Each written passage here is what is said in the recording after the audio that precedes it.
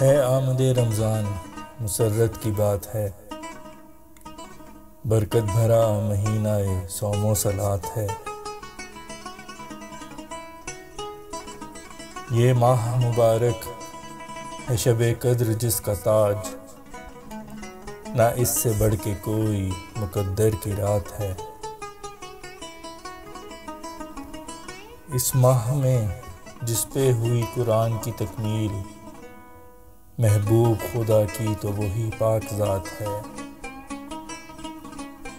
उतरे हैं फरिश्ते, पड़ा है कैद में इब्लीस, ये हक की फतह है, यही बातिल की मात है।